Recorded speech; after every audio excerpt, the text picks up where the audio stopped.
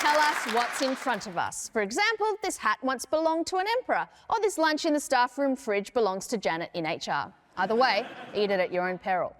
I'm going to present our panel with a real object from the museum's collection. Two of our players will each read out a label for it, but no one on the panel knows which one is correct. Our other two players have to decide which is the right label. Everybody ready to see our first object?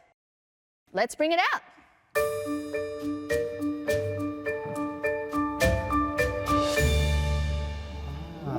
Okay. Sashi, All right. what are we looking at? We are looking at a kelp water carrier circa 2008. You've heard of the keep cup? This is a kelp cup. A water carrier made by Tasmanian Aboriginal people by drying bull kelp. They go back hundreds, if not thousands of years, but they're also making a comeback. Aboriginal people in Tasmania today are making them as part of reclaiming their culture. So it is a modern, ancient artefact. Right. Yeah, wow. What have you got there, Bjorn? This is actually a one bag. A what, sorry? A one bag. One bag? Yeah, one bag. So this is actually the world's first aid kit. So Palawa groups had healers, and this was made of kangaroo or wallaby leather. It's usually filled with like balms, plants, and natural treatments for healing. And if someone ever needed aid, they would send for a man in a one bag. How would they carry the one bag? Like a bum bag? that's good. That's good. Yeah, they would have it like around their waist. Yeah. What first aid items would be in? Yeah, as I said, First plants aid. and first aid. First aid. Yeah, first like Or the first. you could first aid. almost say the original first aid kit. Yeah. Bjorn is Indigenous, Yeah. so I don't want to call him a liar. Very respectful of you, Luke. It's not what you were like backstage, but... How much, it held water. Yes, heaps of it. It was like, it's like a keep, like an olden day keep cup. Like, Yeah. where are you putting your lips? as a cup. I don't know if I think it's to carry water. And then they have another cup. Yeah, and they pour it in, I reckon. It just feels like that's an additional, they just have the cup, you know? Just have the keep cup. Do you think I think what it is? if I see a guy walking around with just a bag of water, I'm like, I don't trust this guy. Do you guys want some water from my bag? No, I do not. OK, Geraldine and Luke, which label do you think is the correct one? Is this a traditional Palawa water carrier or a first aid kit? Do you know what? I'll go the first aid kit. I'm looking. I'm going to go the first aid kit too. I think it's also the first aid kit. Let's put a label on it.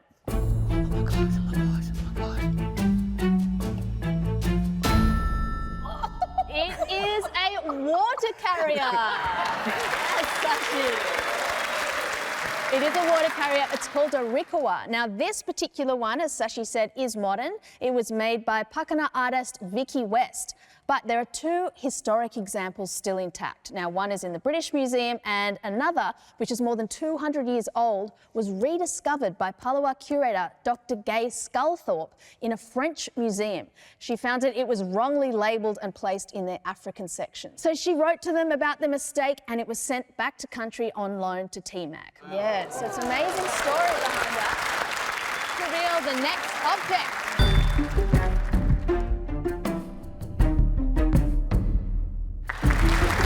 Geraldine, what are we looking at over here? That's my Deb dress from 1995. No, I wouldn't fit into that.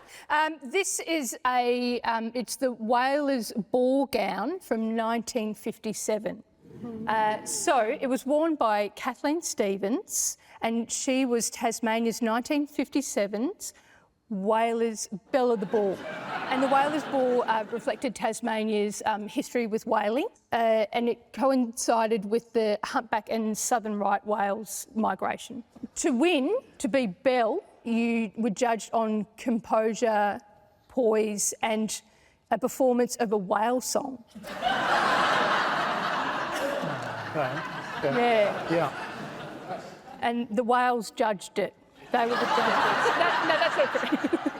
And as part of the prize, you were paraded around in a ute, in the back of the ute, with the winner of the Best and Fairest award for the footy team.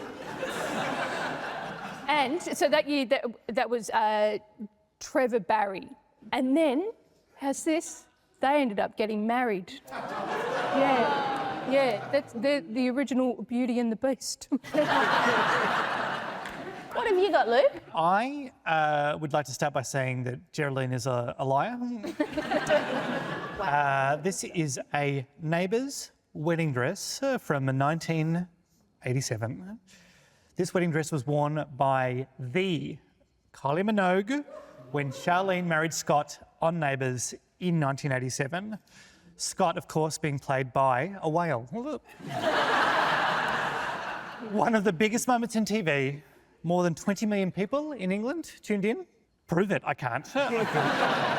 Normally costumes like this would be sold at private auction. Normally they go for a lot of money. But this one, a volunteer wrote to the production company that made Neighbours asking about having it donated. And one day it just turned up at the museum in a padded post bag.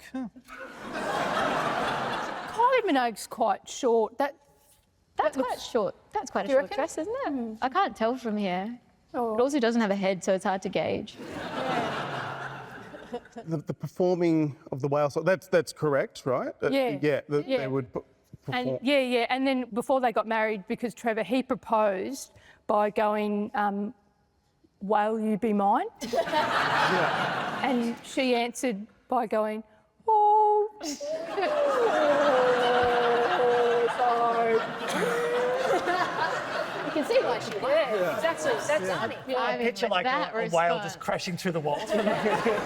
Do we think that Australia would be so disrespectful to such an iconic moment in television history?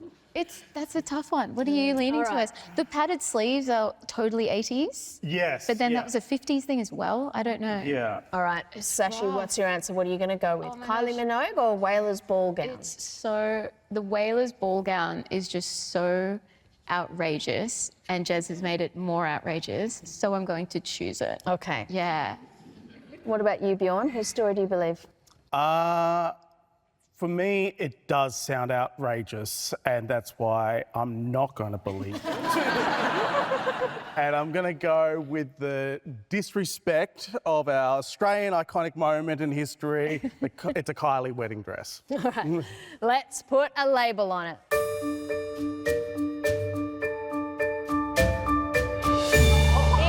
is.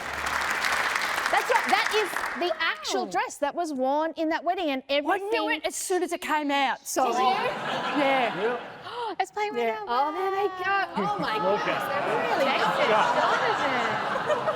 I can't believe they just sent it. Yeah, They're saying, that's okay, it. take it.